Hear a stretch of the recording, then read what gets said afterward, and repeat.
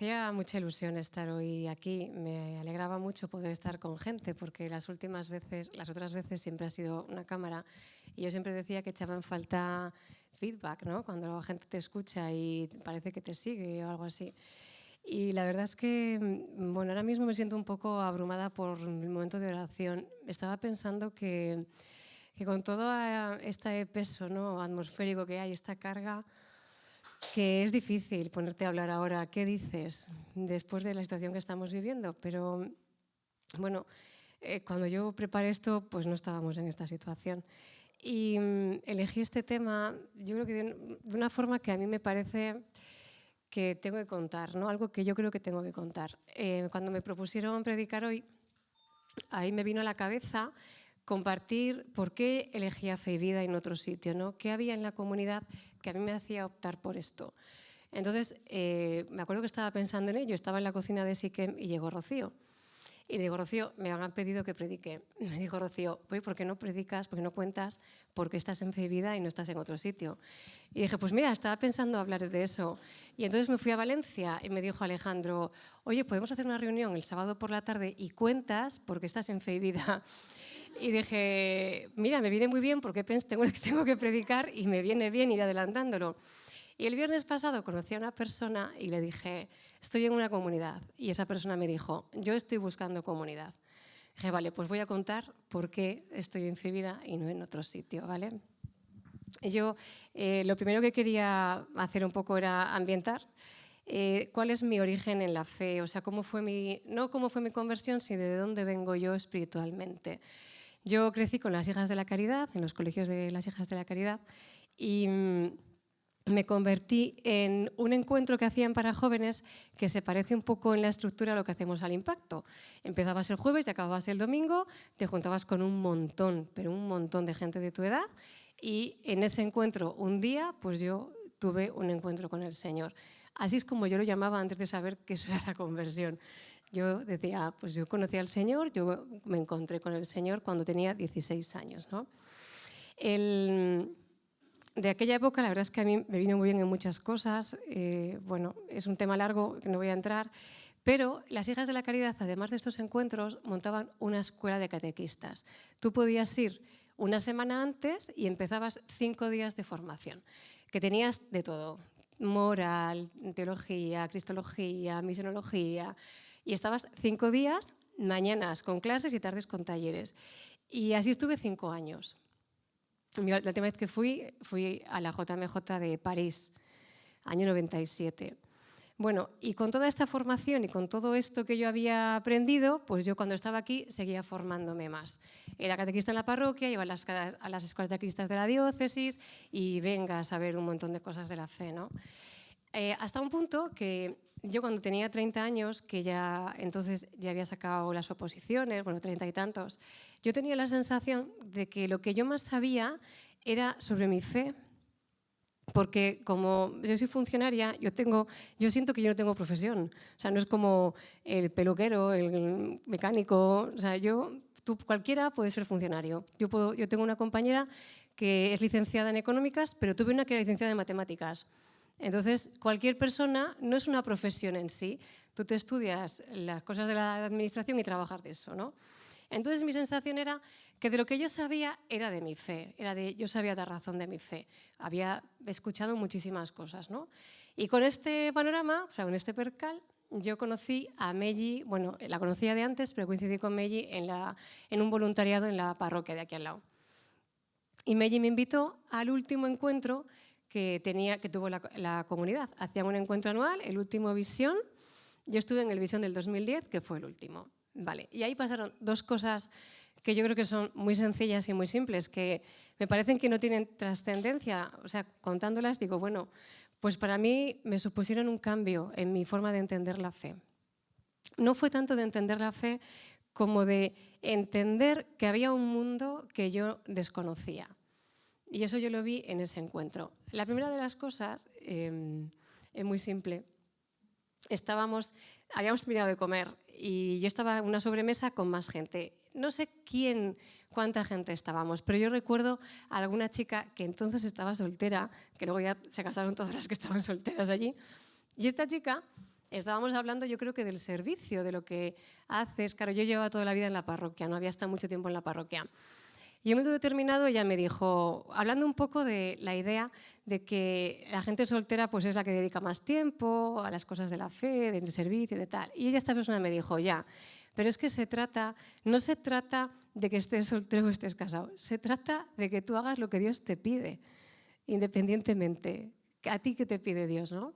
Y jolín, a mí me llamó la atención porque yo dije, es que tú estás aquí en la comida, o sea, en cualquier momento, cualquier persona de la que esté aquí te puede contar algo sobre Dios y sobre vivir la fe que tú desconoces, después de no sé cuántas escuelas de catequistas que había hecho, o sea, después de todo lo que yo había aprendido en todos esos años desde que me había convertido. Y fue lo primero que pensé, yo dije, esta gente tiene una forma de relacionarse con Dios distinta, que yo no había visto antes. Aquí hay algo que se palpa, ¿no? Y lo siguiente, pues yo creo que fue como acto seguido, fuimos a una reunión, a la reunión de la tarde. Aquel visión lo llevaba la Koinonía y bueno, hicieron la predicación de la tarde, acabaron rezando. Esta gente tenía una espiritualidad mucho más carismática, todo como más escandaloso, más así. Y en el momento de la oración, bueno, hablando allí, hablaron de la promesa, ¿no? Y claro, yo escuché aquello y dije, jolín, o sea, ¿qué están contando, no? Y yo me pensaba que todo el mundo iba a estar igual de sorprendido que yo, ¿sabes? Que me iba a girar y toda la gente que estaba escuchando eso iba a decir, fíjate lo que está hablando. Y claro, la única sorprendida era yo. A todo el mundo le parecía súper natural. Y yo había oído hablar del 100 por 1, he oído hablar de que tú das tu vida y el Señor te devuelve el 100 por 1 en esta. Pero no he oído hablar de un Dios que buscaba también colmar tu corazón, ¿no? De que había algo que hablaba a tu ser interno, a tu aspiración profunda. Entonces, con estas dos cosas, yo volví a casa diciendo, esto es otro asunto, esto es otra historia. Aquí dicen cosas que yo no he escuchado antes. Tenía 34 años, iba a hacer 34, llevaba convertida un montón. Y por esto empecé a acercarme más a la... Bueno, José habló conmigo en ese visión. Empecé a acercarme más a la comunidad y en ese siguiente año, que estuve más o menos próxima, he seleccionado 3 cosas que oí en la comunidad y que a mí me llevaban en esta misma línea de que aquí hay otra cosa, ¿no? De que esto era distinto. Lo primero fue en una Pascua. En una predicación de Josué, que estuvimos hablando del discipulado y del liderazgo, Josué dijo una frase que fue, la persona es lo primero. O sea, no hay misión que esté por encima de una persona. Y de nuevo me llevó a mi experiencia en la iglesia y yo no había experimentado esa preocupación. Yo no había sentido esa idea de la persona es lo primero. Entonces, es verdad que con el tiempo yo he visto que esta idea es más controvertida de lo que pensamos, ¿eh? O sea, cuando tú piensas en esta idea de la persona es lo primero, te estás imaginando a gente a la que estás como atendiendo, ¿no? Porque son lo primero. Pero hay una dimensión de esta idea que es cuando a alguien le tienes que decir, mira, es mejor que te apartes un rato porque esto no te está haciendo bien. Y eso es doloroso. Y eso yo he visto que requiere de mucho fiarse de la comunidad. Y en este tiempo, pues ves situaciones en las que, porque la persona es lo primero, hay veces que a alguien le tienes que decir, esto a lo mejor te duele, pero esto es mejor para ti. Y cuando se toma esa decisión es durísima, ¿eh? O sea, tener que estar en el círculo en el que dices, esto me preocupa mucho y creo que es mejor que pares o que no hagas esto, es difícil. Y hilado con esto, hay otra segunda idea que se dice aquí mucho y que también a mí me llamó la atención, que es lo de vivir en tu verdad, ¿no? Jamás nadie había puesto en duda que una persona que estuviese en un servicio en la iglesia pudiera no vivir en su verdad. Y yo pienso que a veces nos movemos, o la iglesia se mueve mucho en suposiciones, en dar por sentado cosas. Yo he vivido, después ya en la comunidad, cuando le preguntas a alguien si está convertido y te dice que él va a misa los domingos. Y tú piensas, te estoy preguntando si estás convertido. ¿Y cómo asociamos, ¿no? Si estás aquí, das por sentado un montón de cosas. Y este vivir en verdad, de nuevo, volví a tener como 2 dimensiones. tú veías si tu percepción de ti mismo era auténtica, si estabas viendo lo que era real, y por otra parte, si lo que tú estabas diciendo coincidía con lo que estabas viviendo. Si tú a veces, o sea, la idea de que a veces el discurso no coincide con la vida. Y la última idea que yo veía que iba por este camino era una cosa que me dijo Josué en una conversación, que poco después de comenzar en la comunidad, él me dijo: la comunidad te va a decepcionar. Ya va a haber un momento en que la comunidad te va a decepcionar. Y claro, es que como la comunidad son personas y las personas no somos perfectas y tú eres una persona y no eres perfecta, pues hay un punto en el que a veces llega la decepción con la comunidad. Lo bueno es que tú también decepcionas a la comunidad. Esto es como muy empate, ¿no? Entonces, esto me habló de realidad, porque el hecho de que tú encuentres un sitio, de que algo te esté hablando de cosas que tú no has oído nunca, nada te dice que vaya a ser fácil. Veía yo hace unos meses, alguien ponía en su estado y decía: el matrimonio es difícil, el divorcio también, elige qué dificultad quieres. Dice: estar sano es difícil, estar enfermo también, elige qué dificultad quieres, ¿no? Entonces, al final, nadie te estaría diciendo que sea fácil. Ni siquiera encontrar tu sitio y saber lo que quieres es fácil. En esta vida, yo creo que en esta vida no. Y cuando yo vivo todo esto, pronto yo percibí que a mí me tocaba hacer un camino de desaprendizaje, de quitarme estructuras con las que venía y ideas en la cabeza.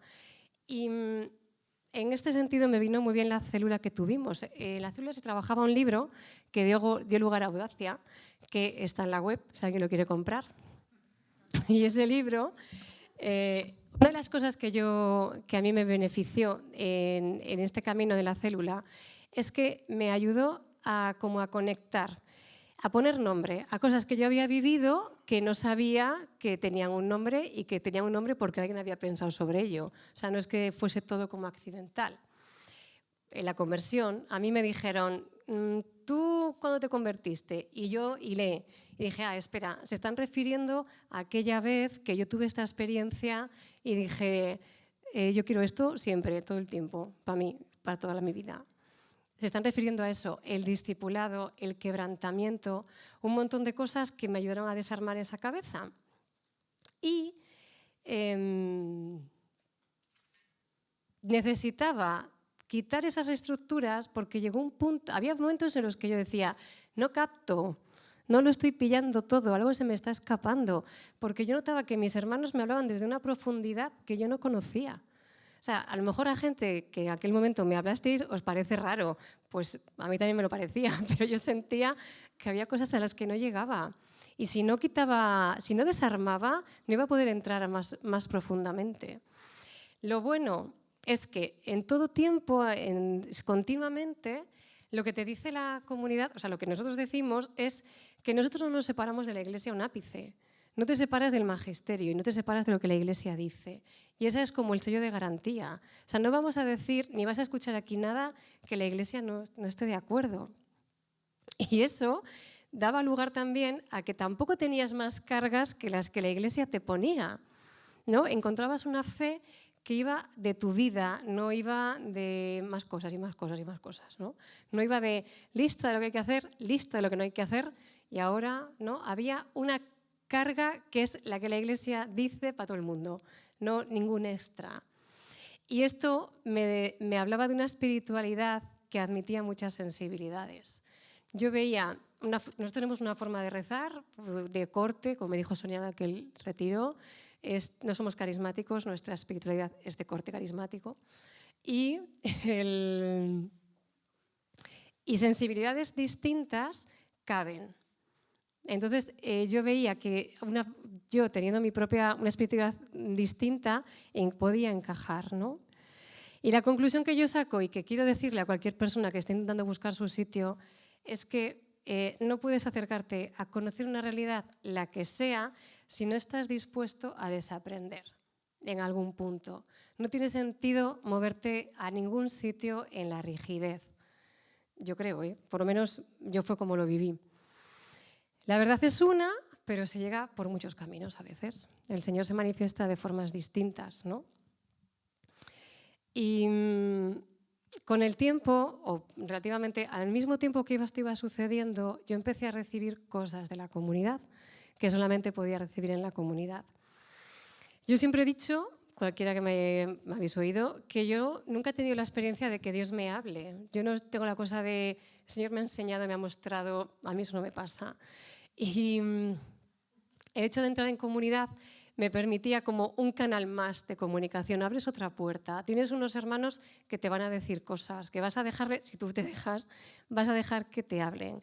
Entonces yo tomé la determinación de que iba a decir así a todo lo que me dijeran, porque solo entendía la forma de conocer esto poniendo toda la carne en el asador. O sea, o iba por todas y entraba de cabeza en todo lo que había, o no me iba a enterar.